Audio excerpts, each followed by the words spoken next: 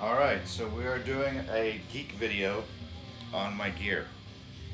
And to give you a little background on why I'm rebuilding my board is because we have two albums that we are performing, and when we recorded the albums we used kind of a different approach.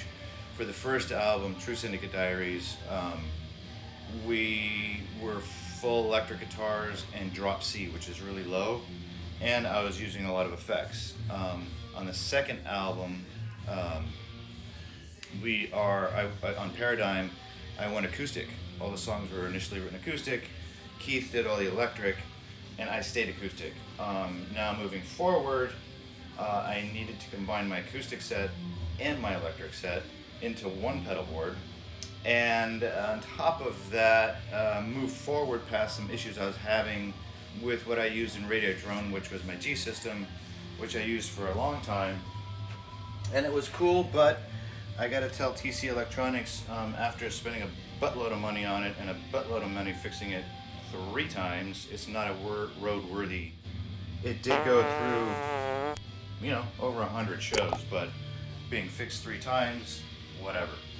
So, out with the old, in with the new, which is actually the old, which is back to single pedals that are a little more accessible, a little more hands-on, way more reliable.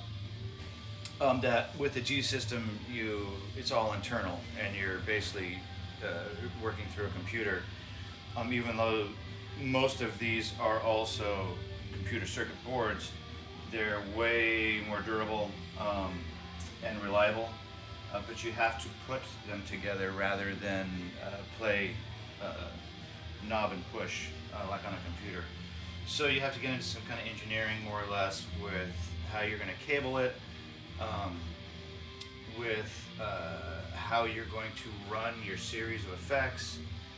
What I'm getting into now is the fact that I'm combining my acoustic and my electric, so my acoustic is going through my Fishman, and that's about it. That's all I use, and then I go straight from there, tuner, volume pedal, to the PA, through the house sound.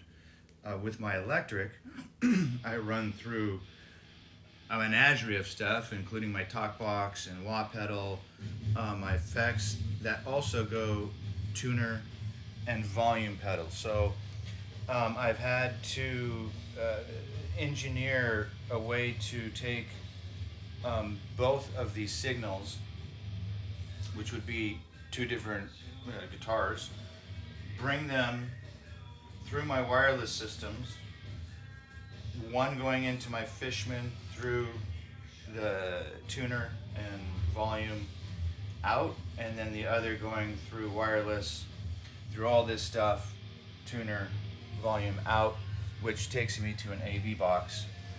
Donner is a pretty cool company. I've never used their stuff. I did some research when I went to do this switch, and as you can see, I've got their Echo, which I really dig also. A lot of these smaller companies are coming out with some really, really nice gear. These guys, Dan Electro, they're bomb. They're just super bomb. Great effects. All of them are sturdy, sound great. Anyways, here's another Donner looper. This is just a looper. I threw that. I don't really use that too much. This is for me. If I get bored, I like to play some licks and then lick over them, or play some chords and lick over them, or lick a lick, or do whatever. So anyways, back to the AV box, the Donner AV box. So I'm gonna have to take my guitars and individually bring them into my AV box after I route them, take them out of here into here, and then take it to another AV box, which I'm still waiting to get in the mail, and do the reverse, which taking the single signal out so I can go back into the PA individually and go back into my amplifier individually. My tone is primarily, for my acoustic, my tone is my guitar and this Fishman. I've been using this Fishman for decades. I won't use anything else because it's just amazing. It's. I won't get into the specifics yet. Later on in this video, when I'm playing stuff and this board is put together, I'll show you some of the really cool things that this thing does. It's quite amazing. On top of that, my electric system, if Kurt can spin around here, I use a Mesa Boogie triple rec. This is only part of my gear. I mean, this is my head, so I brought it in. I do use this 212, but I also use, along with this 212, which is a greenback Mesa 212, a